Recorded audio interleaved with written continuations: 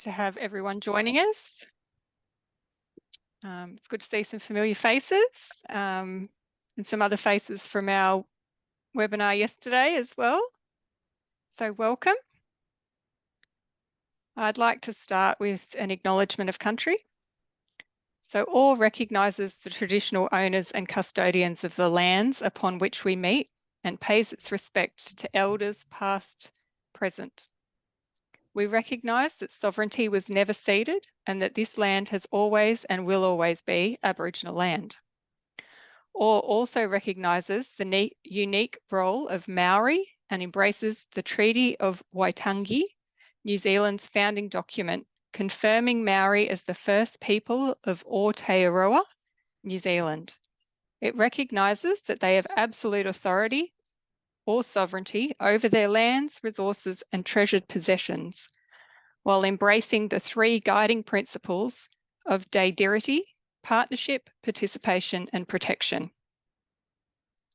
For those who are new here, we're the Australasian Women in Emergencies Network, and we work to promote and support and recognise women in the emergency management and disaster resilience sector across Australia and the Pacific region. The OR network has almost 2,000 members, and we aim to provide our members with a range of benefits, including events like this. We currently have a member survey open, and I've just shared a link to that in the chat. So if you can please take the time to complete that survey, it will help us to further support you and our other members. We're also recording today's webinar, and a copy of the recording will be made available after the session today. We'll also have some time for questions at the end of the presentations. So please put your questions in the chat and we'll get to the questions at the end of all of the speakers' presentations. If you missed our conversation yesterday with Winnie Van Wright from Gen West, who talked to us about the findings and recommendations from the Our Community, Our Voices report, which drawed on the lived experiences of migrant and refugee women and children who experienced urban flooding in Maribong, I encourage you to sign up for our weekly newsletter, for our newsletter. We'll be sending out a recording of that session. The link for the newsletter is also in the chat. There were many great learnings from that session yesterday, including why it's so important in disaster recovery and management to look at long-term preparation and the need to be localised and have a gendered and intersectional lens, I guess, when doing, working in that field. Anyway, saying that, let's move right into today's session. One of our speakers, Glenn Byrnes, who's a Regional Emergency Management Officer, is just having a couple of issues trying to join via Zoom. Oh no, here he is. He's made it. Hey, Glenn. Have you got my presentation? We have got your presentation. Jane? Yep. We'll be sharing that. If you'd like to put it up. Thanks for joining us, It's an older presentation, but it'll give you some idea what REMOs actually do. Excellent.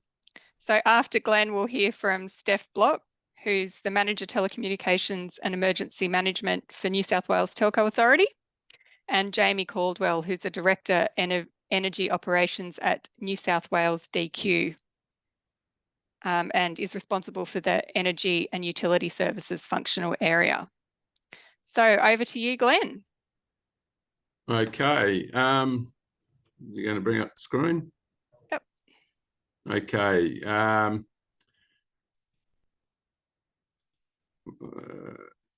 do we move through? Just let Bridget know when you'd like to move to the next slide, Glenn. Yep. Okay. Regional Emergency Management Officers, you can flick through. We're unsworn officers of New South Wales Police who provide support across, in accordance with the State Emergency and Rescue Management Act of 1989. That's some time ago. And it's a concept of operations that determined by our regional commanders throughout the regions.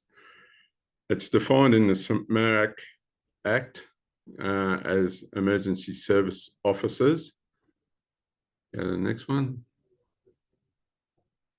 We originally were employed by SES, but then we came across to New South Wales Police. We're actually a state asset, even though we fall under the police. That's just how many REMOs there are across the state and our regions. There's 16 of us throughout the state, providing that advice to our regional commanders. We'll go to the next one. Next, yep. So the role is we act as executive officers for our regional commanders in their capacity as the Regional Emergency Operation Controllers, or REOCONs. We provide that strategic advice and guidance in emergency management, functional, to assist with planning, risk mitigation, training, and any operational matters that may arise. We work closely with a range of government and non-government organisations to ensure effective emergency management across the region and across the state. We provide a tactical incident emergency management advice and management support to frontline police. I spoke yesterday here at Kempsey. We're actually running we ran an advanced emergency management for the REOCONs throughout our region. When do we do it? Next slide. We do it across a whole range of things: aircraft incidents, evacuations of residents, hospitals, nursing homes, childcare facilities, schools, correctional facilities. During severe storms, flooding, bushfires, significant hazmat incidents, major road closures, and transport issues. We've also do structural collapses, large fires, urban fires, terrorist acts, earthquakes. We do a whole range of things, rail derailments as well. And next one.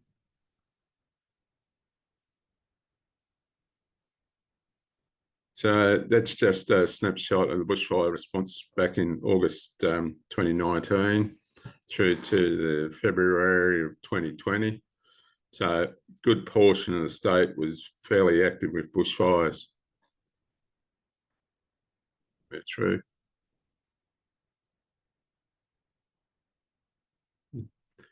So North Sydney storms, that's just some of the activities.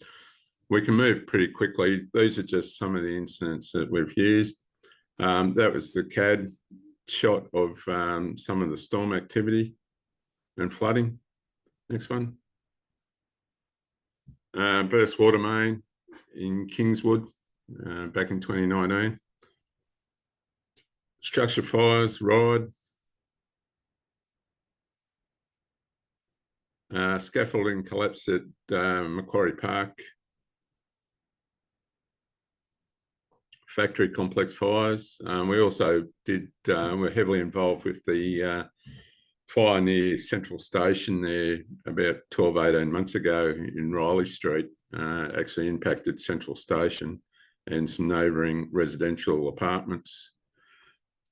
Bushfires, South Merida, but bushfires right across the state. Next one.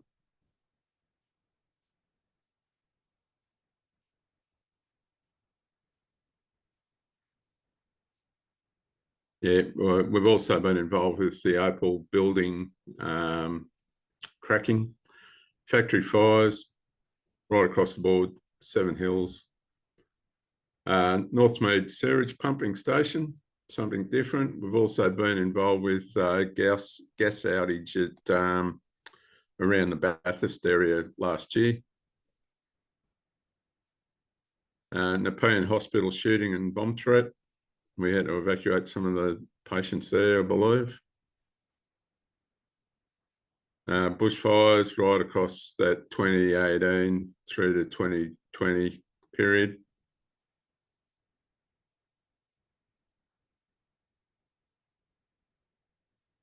Very large hazmat incidents, animal culling.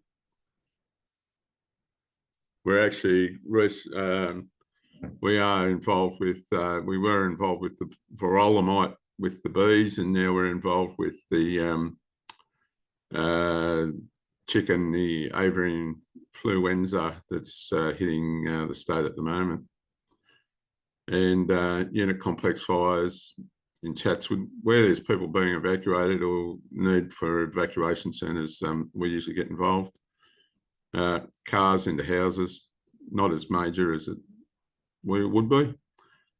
How do we do it? The REMA is accessible to all government agency and community resources to support policing and emergency operations. Costs associated with resourcing. These can include those welfare, transport, engineering, environmental and agricultural and animal services. I think that should, and we're available 24/7. You can either get us through police radio, VKG, or our regional on-call operations officers. I think that should do us. Great, thanks, Glenn. That's all right. There's just my counterparts from Northwest Metro, whose slide I pinched. Wonderful. Thanks for Why filling us in reinvent on the wheel? Exactly. Yeah. Any Thanks questions? for filling us in on the role. We might hold questions till the end if that's okay. Are you able to hang on or? No, I need to get away actually. Okay, well, any quick questions for Glenn from anyone? No. One quick All's question good. from me, Glenn. How does your role work with the functional areas, or do you work directly with the functional areas? We work, part of the job is actually that networking. Up until the end of the financial year, we used to do a lot of face-to-face training in emergency management and emergency operations centre concepts, where we met you through the training, and that actually builds those networks. So when we do come together in an operational sense, we've gone through that storming phase of team building and basically getting into the forming and performing straight away. And we actually seen that in an exercise at Coffs Harbour about a fortnight ago, where we walked in on a flood exercise and people go, "Oh, I know you, I know you, I know you." And it builds that capacity within the functional areas, but also within the team. Yeah, no, it's been great, the work that you've been doing in preparedness through that exercising. Yep. It's a real credit to what you've brought to the role, I think, in this region. Okay. So thanks so much, Glenn, Any for more your questions? time. Anyone else? Not a problem. No, we're all All good. right, we'll let you go. Thank you so much, Glenn. Thank you. See you later. Bye. Okay, so Stef, welcome. Thanks, Jan. Thank you. I'll get Bridget to share your presentation and then over to you. Beautiful. Thank you.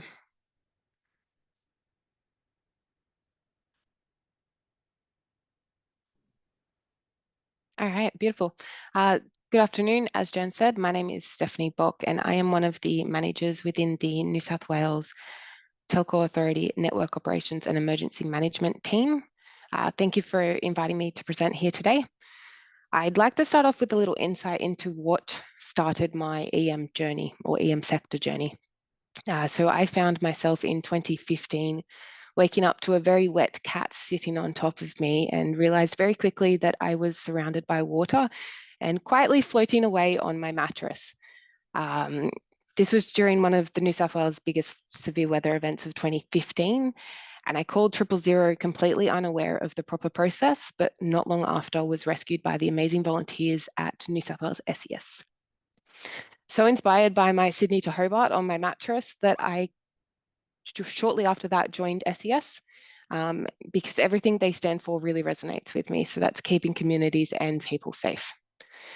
During my tenure within New South Wales SES as a call centre operator, I received a call one day from a very distressed member of the public.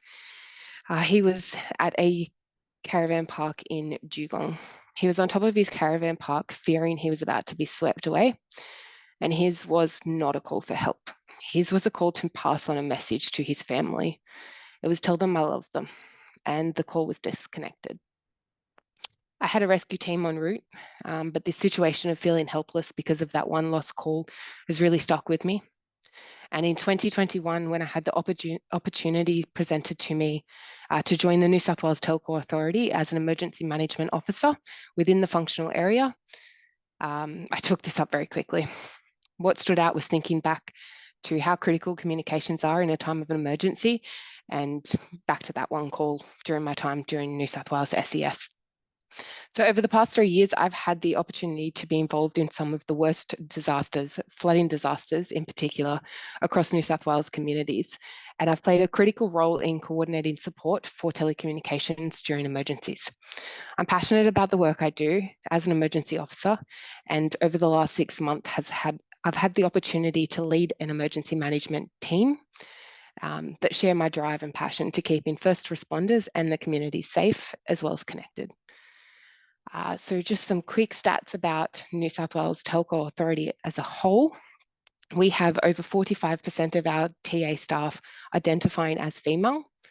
We also have over 10 staff in our senior executive levels roles identifying as female. That's out of 18. So more than half of our senior leaders identify as female. And we also have a female managing director, who's Kylie DeCourtney, who for me is an inspiration in the work that she leads across TA and the emergency management sector. If you just want to flick to the next one for me, Bridget. So part of the work that we do within New South Wales Telco Authority, we operate and manage the Public Safety Network, or the PSN. This used to be known as the Government Radio Network. Some of you may know it from that. Our goal is to deliver a single interoperable radio network for frontline responders and essential services.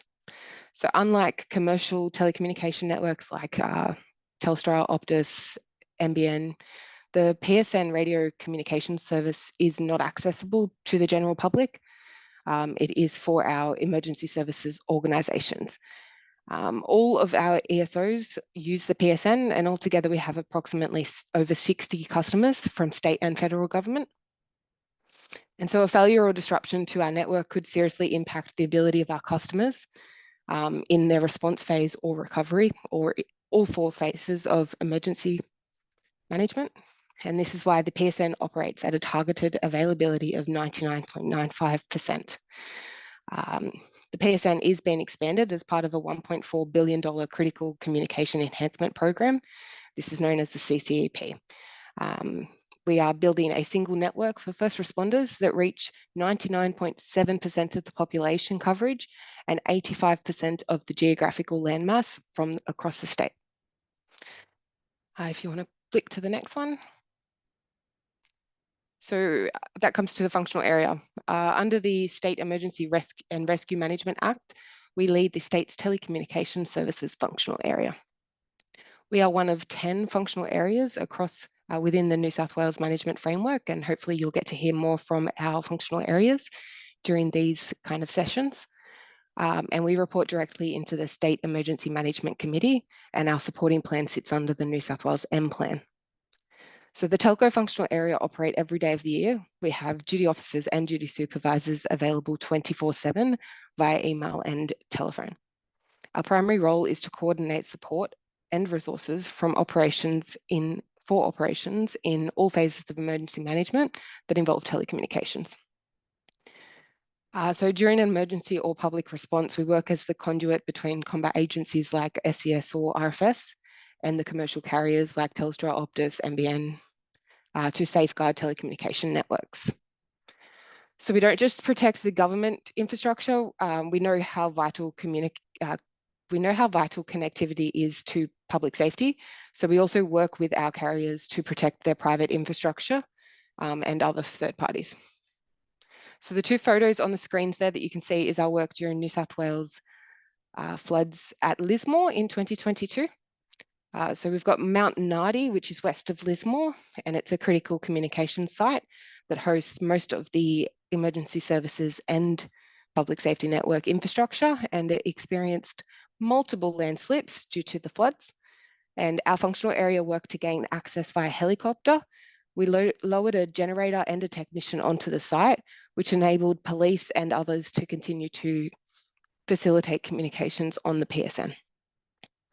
So this site access track was repaired as part of the remediations after many more landslips, and we worked with ADF and the engineering functional area to assist with clearing up to gain access to the site and remove all the blocked logs or cars that were on the track, which is that photo on the left. If you want to flick to the next slide for me, please. So the telco functional area also engage regularly with our carriers. So it's vital that we maintain that relationship. We share information, we offer support, we ensure that they're operationally ready when it really matters. Our arrangements and activities include having liaison officers that can be called upon and deployed anywhere across New South Wales during emergency events 24/7.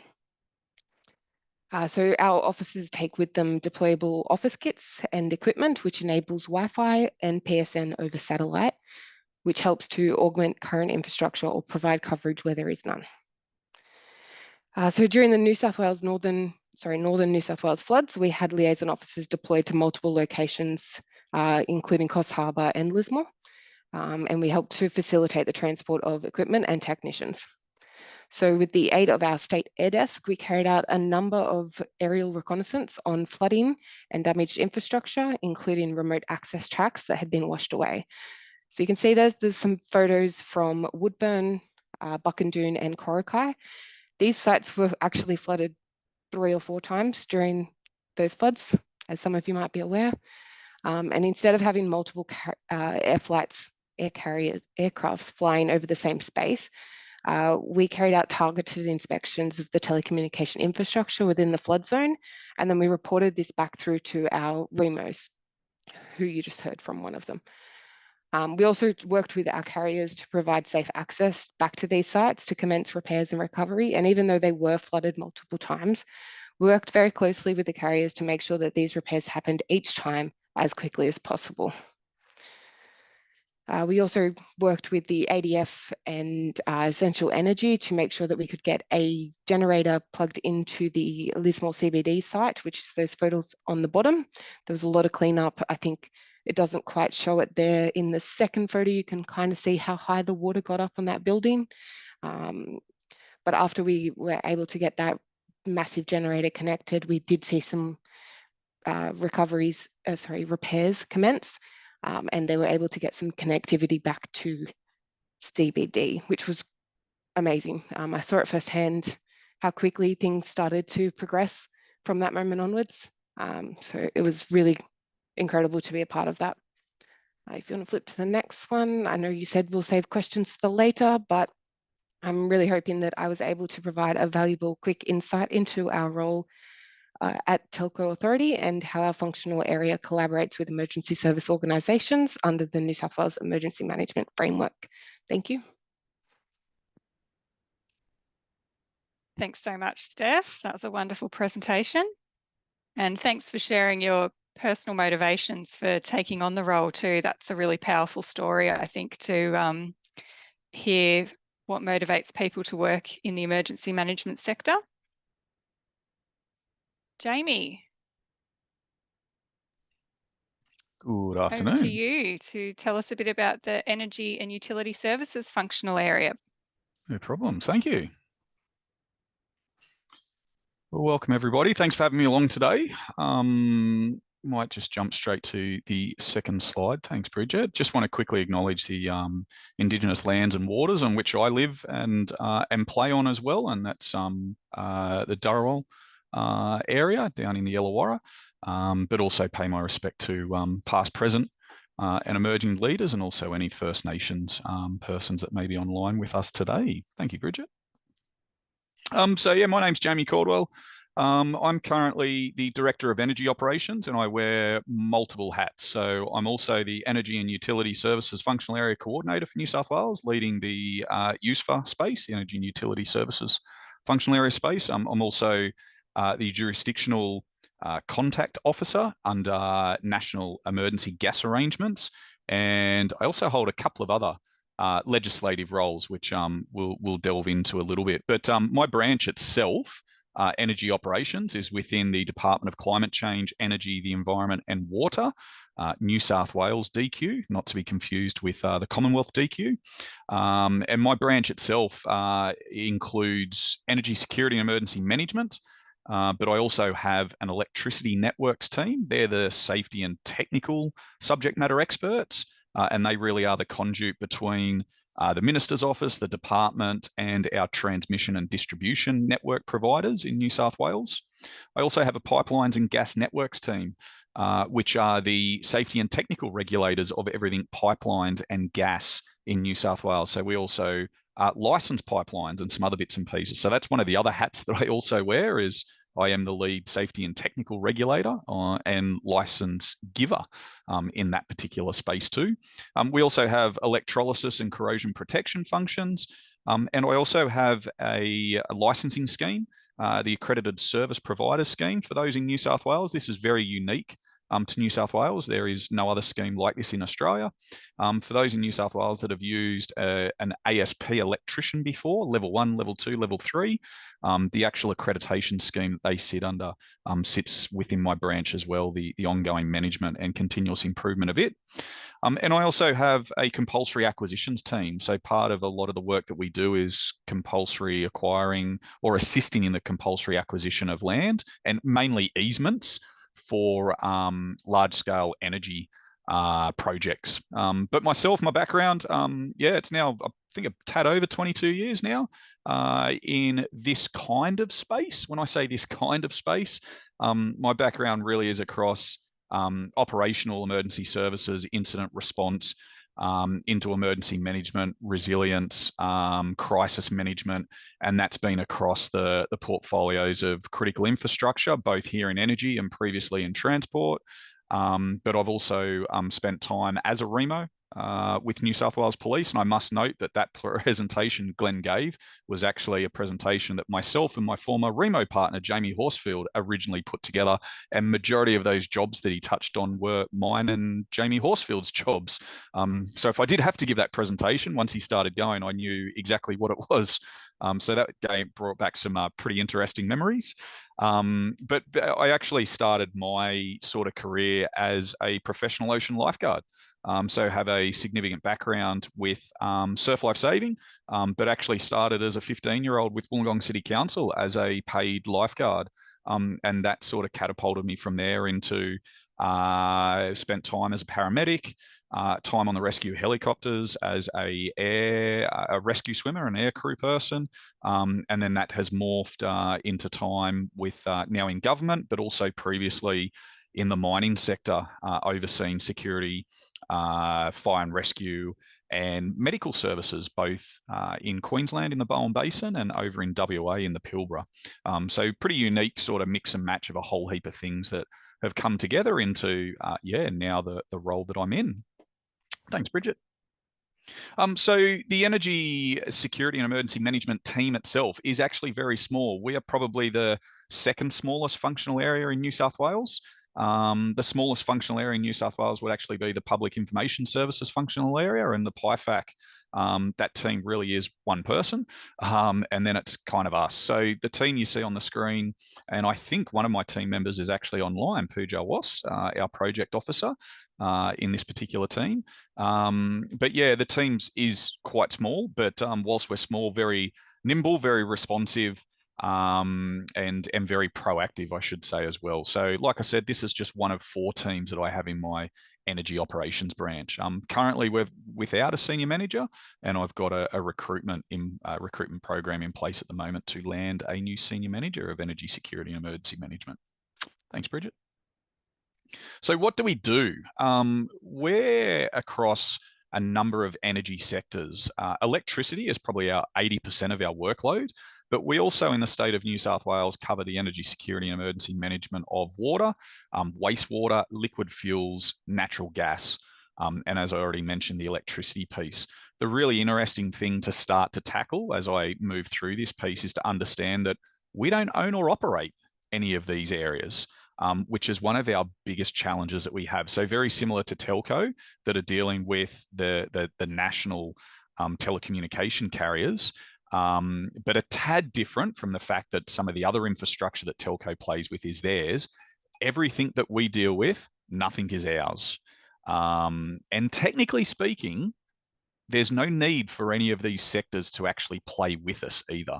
So a lot of our arrangements are built on, in reality, relationships and goodwill, not actually legislation or a need that they have to engage with us. So that's something to keep in the back of your mind for the challenges that we do have. Thanks, Bridget. So I'll start off with energy security. So energy security gets thrown around a whole heap. It's not the physical security, protective service type security. When I talk energy security, I mean the short-term energy security. On the screen is more the medium to long-term energy security that you might have heard of in the media. That's not what we do. So what you see on the screen is more the blue sky, bigger policy thinking energy security piece. And yes, it is all about energy availability, energy reliability. But to a degree, like I said, that's more about the bigger open-ended stuff. We're more in the here and now energy security. And what I mean by that, thanks, Bridget. Next slide. What I mean by that is the real here and now of the hours, the days, the weeks ahead, not so much the years. So we really are in the supply, demand, generation, transmission, and fuel availability. That's across all of those sectors that I mentioned before: electricity, gas, liquid fuels, water, and wastewater. So when I talk about supply and demand, especially in the electricity and the gas space, we're watching that day in, day out. And like right now, you may have seen last week, I think it was late last week, early this week, there was some talk around a gas crisis on the East Coast. Yes, there is a bit of a state of being aware. There is no crisis, there is no supply issues, but there is definitely some challenges in the gas space at the moment because of a number of factors. So that's one thing that we look at that you could really put into, if we put the emergency management lens over this, that's kind of the prevention and preparation space you could say that we're playing in. And that's where the energy security kind of work for us sits, is that prevention and preparation space. Just from an electricity point of view, you can see on the right-hand side of your screen is the Power System Emergency Management Plan. Not a public document, so it is a national electricity market, a national level document, and that basically runs through the emergency management arrangements for the national, the NEM, the National Electricity Market. And in there, there's three, for New South Wales, there's three key roles that you can see on the screen. And this just starts to show how energy and utility emergency management, for those that may know of us in New South Wales, is not just the emergency management arrangements that you see, LEMCs, REMCs, the SEMC, and that kind of space, the real kind of blue and red light space. We do a whole heap of work, and we probably do more work as a New South Wales team outside of the New South Wales arrangements and more in the national space. So the triangle of truth for electricity, as we call it, is right there on the screen. The Jurisdictional System Security Coordinator, which is a New South Wales government role. That's one of my EDs that I work very closely with. And then we've got two other roles there, one with Transgrid as the transmission, electricity transmission suppliers and operators, and then also the NEM Responsibility Officer, which comes from the market operator. Whoa, Bridget, throwing me off there. Next one. You can go to the next one though, if that was a sign to hurry me up.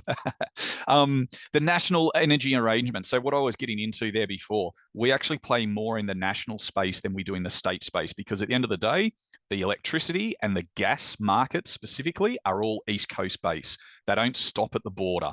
To a degree, like for example, the ACT, smack bang in the middle of New South Wales, when we talk gas and electricity, they are pretty much a part of us. There's no jurisdictional differences or anything along those lines. And the other thing to keep in mind, as I've already mentioned, Everybody that's pretty much playing in this space is all private as well, private operations.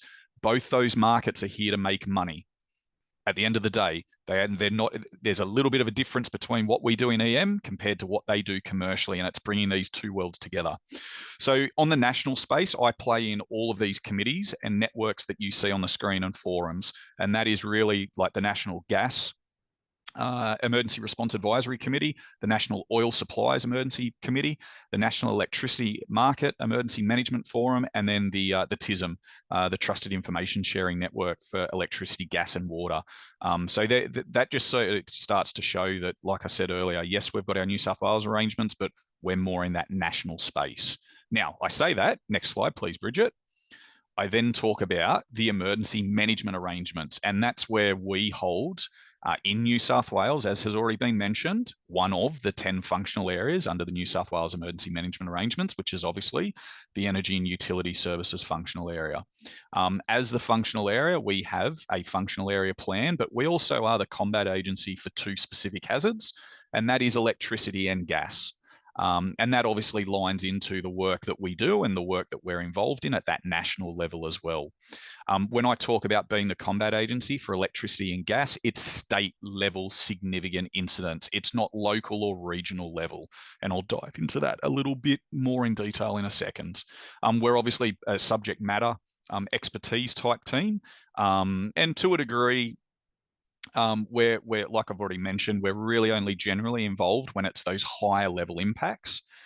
We do have a liaison officer and also a duty officer capability, like pretty much all of the other functional areas. But once again, our liaison officers are really more in that state to regional level. And as I've also already mentioned, we're obviously in those national EM arrangements representing New South Wales energy EM arrangements. Thanks, Bridget. Really to explain what we do and how we do it, as I've already mentioned, we provide that subject matter expertise across the energy and utility and emergency management sector. We're that spot where those two worlds come together and meet. We bring that commercial and that technical industry sense, and we bring that EM piece, and we're that real glue in the middle that kind of connects all of this and makes it work. We maintain a 24/7 situational awareness piece. We really are there to collaborate and coordinate with all of the stakeholders across these areas. We're here to support, influence, prioritize, and manage energy and utility supply issues and problems throughout EM periods of time. And at the end of the day, we really are a connector between all of the participating organisations of my functional area, the emergency service organisations, and the other functional areas in the state of New South Wales. Thanks, Bridget. So to give you an idea of the actual functional area, you can see on the left-hand side of the screen are the kind of traditional government, the blue and red light agencies, the other functional areas, and other New South Wales government agencies that we play with and that are a part of us. You've then got me and my team kind of in the middle in the red. And then on the right-hand side of the screen, to help identify the different participating organisations that we have, there's a little snippet of some of the brands that you probably recognise, but there's another 70 plus organisations on top of that. Like I said before, everything that we're playing with from that right-hand side, we do not own or operate. And like I've said, we've got 70 plus organisations as part of our functional area playing.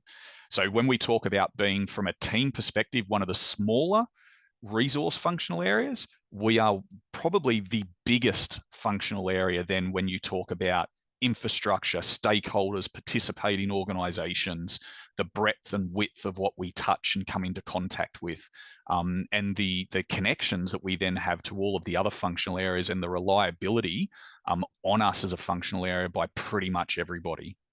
Thanks, Bridget.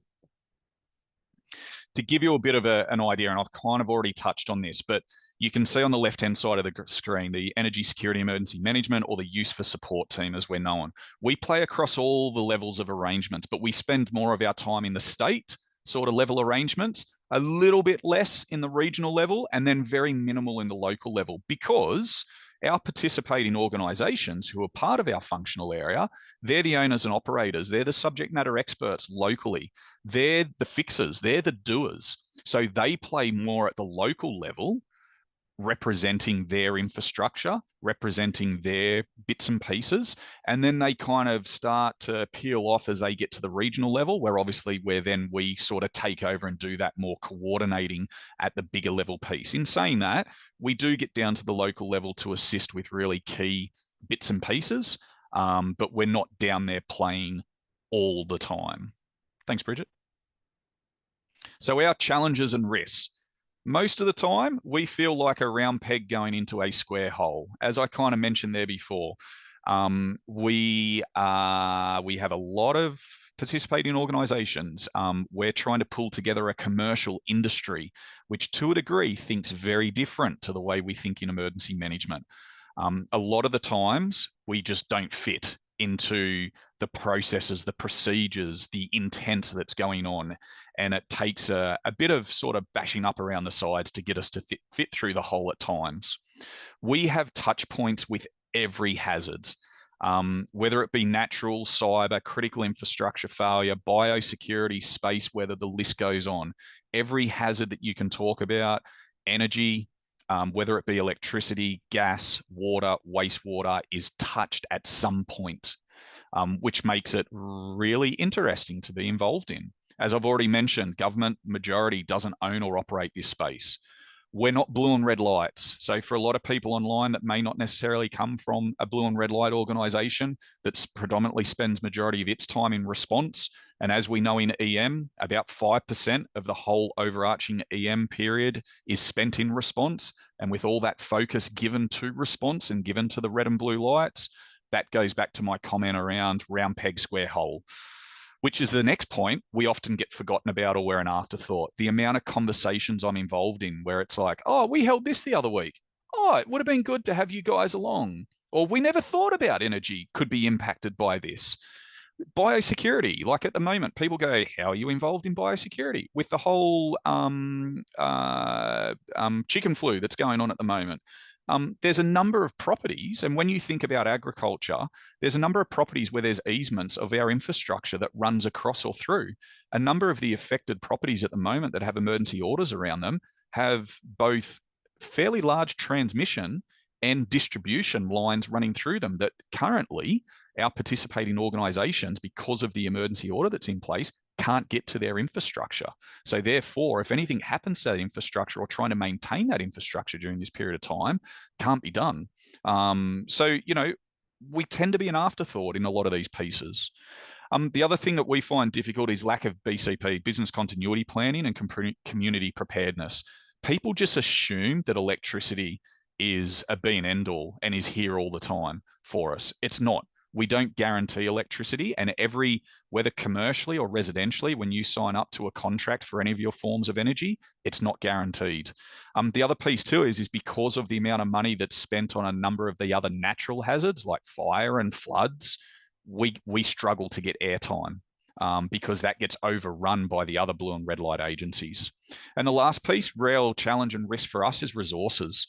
We don't have enough and we struggle to get them. What I mean by that is it's very rare to come across someone that has the energy experience that we need, as well as the EM experience that's required to come in and be that whole rounded piece. Most of the time, my prime example, I've come to this role, I had no energy background whatsoever. I've never been involved in energy before until I arrived here.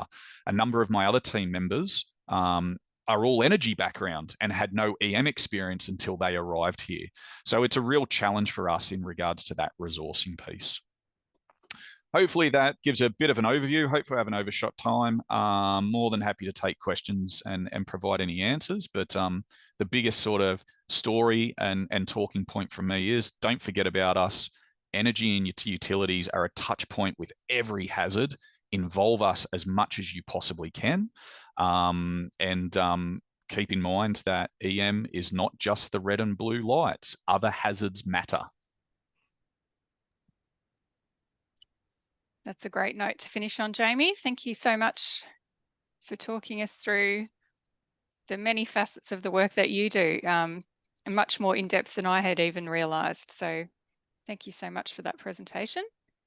So I'll quickly throw over to anyone might want to come off mute and ask a question or put a question in the chat. I've got a couple if nobody else has any. I've got a question, Jan. Yes, Neil. Thank you both for your presentations. Steph, what, if any, challenges are there, do you think, for women in emergency management? That's a really good question. I think in the past it has been a very male-dominated industry. I think times are changing, and I look across all of the EM agencies, and there are some very strong, inspiring women across all of them.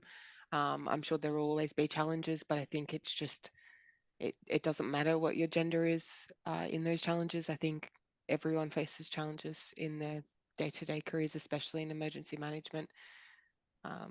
Of course, there are again, they still relate very much to both any gender, those parenthood, the balancing act, work, family, all of that. But that's for everyone. It's not single gender.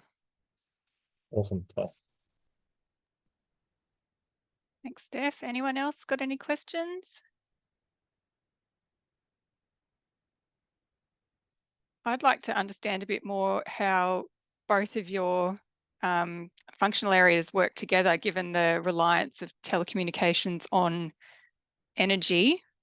Steph, you might be able to give us a little bit of insight into how telco works with Jamie's crew. I'm sure Jamie can as well. We were out at a Remo thing yesterday all together. When we're in the State Operations Centre, we sit directly beside energy and utilities, and that is so that information sharing can be as quick as possible.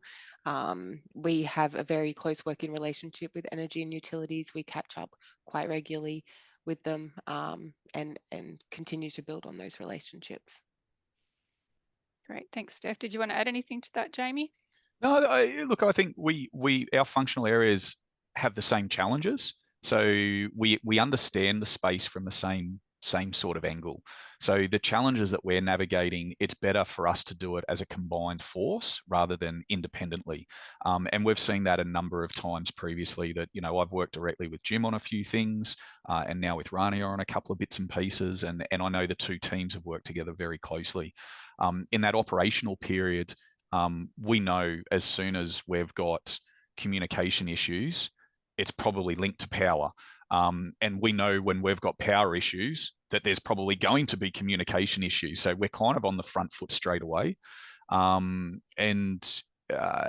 Because of our, you know, common challenges that we have, we're very empathetic with each other, which makes it really easy to kind of navigate the landscape, the EM landscape. So yeah, there's a lot of work that we do together in the prevention, the planning, the mitigation space. But then obviously, yes, when the balloon does go up operationally, to a degree, where we are connected at the hip pocket on many occasions.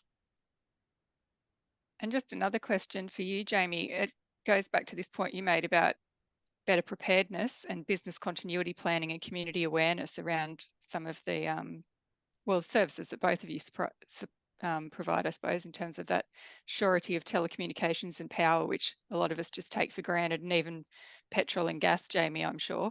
What do you see as being key to kind of getting that thinking embedded within the business and wider community in terms of being on the front foot with that business continuity planning and community planning? How do you see a pathway to being able to drive those conversations within the community? Yeah, look, there is it really comes down to the challenges that we've got presented, which in reality, a number of hazards get way too much airtime. And what I mean by that is when you look at the fires and you look at floods, yes, they're big. Yes, they occur often, et cetera, but we as an EM community fixate on that way too much. And to a degree, we've then got, you know, real key government leaders that then across the board, both local, state and federal, fixate on that too much. In the spaces that we operate in, you know, obviously our hazards don't, or our consequences, our direct hazards that lead to some of our more major consequences don't happen as often as some of those other hazards where we are well and truly tried and tested in. So, you know, raising the awareness through exercising, I think, is a really big piece that we need to do better in the EM space, both at the local, state, and federal levels, is that we actually need to be exercising more in the other hazards, as I like to call it, the other hazards that matter, because that's going to be the only way that we can actually build the awareness within all of the key people to get the understanding that we can't just keep banging on about fires and floods all the time. We actually need to be looking at critical infrastructure failure. We can bang on about floods and fires, but we actually need to look at some of the other consequences that are going to come, you know, off the back of that. I always find myself in the role that I've got and our functional area, and I keep saying this to my team, I actually feel like we're real estate agents. We need to continue to have a top of mind marketing awareness program. Basically, you know, the way real estate agents have their photos on every signboard that they've got a house for sale. Hey, remember me? That's not advertising, you know, what they're doing right now. Well, it is advertising what they're doing right now, et cetera, but it's all about when you decide to sell your house, you remember that smiling face going, oh, that guy or that lady sold a whole heap of houses in my area. We should go and talk to them.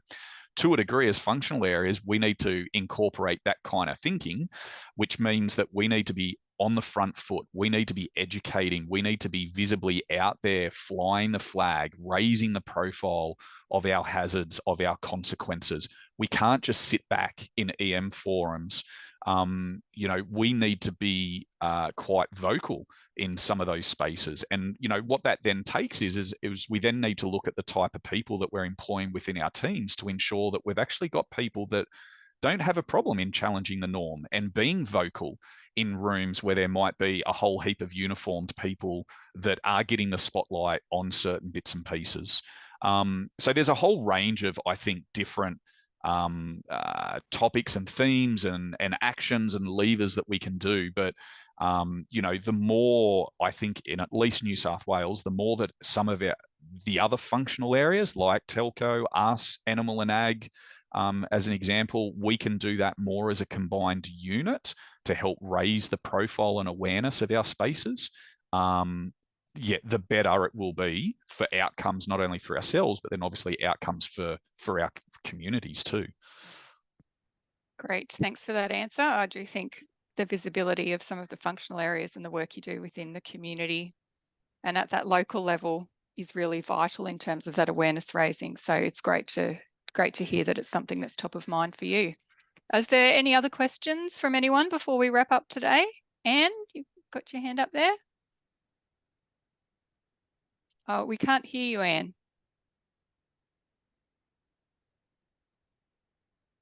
You could also type it in the chat if you like.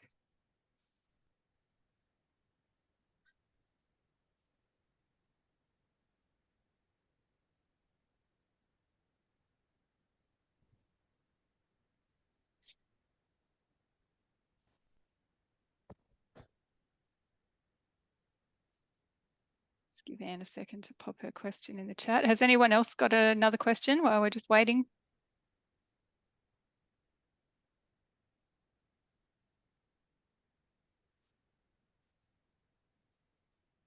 No. Bridget, can you there we go. Yep. Yeah. So have you thought about doing that? Yeah. So we do. Definitely from an energy point of view, not so much exercising their business continuity plans, because at the end of the day, that is more an internal business piece that they need to be working on, but definitely advising. So, you know, for example, we do a lot of work with the REMOs and also New South Wales Police, because it's an expectation. Yeah, definitely. Yeah, concentrate on loss of buildings. Well, in the energy space, it's New South Wales Police seem to have a very big expectation that when power goes out, you know, their buildings will be one of the first things that will be switched back on. And, you know, trying to educate people that the electricity network doesn't work like that. We can't just automatically switch and do this here and there and things along those lines. So, yeah, working with emergency services on their BCPs is definitely a thing that we do. For me, it's more about the community and their plans, you know, trying to educate the community on, you know, what will happen if they don't have electricity and what their backup to that is. You know, if that is a 12, a 24-hour, a 48-hour period or longer. In reality, if we've got a black start in New South Wales where we lose electricity, we're talking 3 to 4 days before electricity comes back on. And there's no, can that be done quicker? That's how long it will take to get electricity back on in New South Wales. And then you think of the consequences and the knock-on effects of all of that. People aren't thinking about that. As much as we try and have those conversations, people don't want to hear it, or people don't even want to think about it. So yeah, it's a difficult piece to be working in, that's for sure. Thanks for your question, Anne, and your response, Jamie. So if there's no other questions, we might let everyone head off for the day. I can't see anyone else with their hand up. So I think one of the important takeouts from today is the importance of relationships within the emergency management sector. I think that's something that everybody has spoken to today in terms of being really important for them to be able to successfully execute their roles and keep the people and places within our state as safe as we possibly can in the face of the many hazards that we experience, be them multifaceted, not just fire and floods, Jamie. And I guess that's something that you know, we try to foster here within the OR network, is that relationship in the emergency management sector and how those relationships are so important. So we thank all our members for coming and joining us today. Just another reminder to please fill out the member survey so we can deliver more of these events that are hopefully tailored to what you want to hear. And thanks to our wonderful presenters, Glenn, Steph and Jamie, for giving up their time. We really appreciate you giving us a bit more insight into some of the functional areas and the role of the regional emergency management officers in New South Wales. So thank you, everyone. We will have some more events coming up in August. I know Bridget is working away on something, so sign up to the newsletter and we'll look forward to seeing you all next month. Thanks, everyone. Thanks Thank all. you.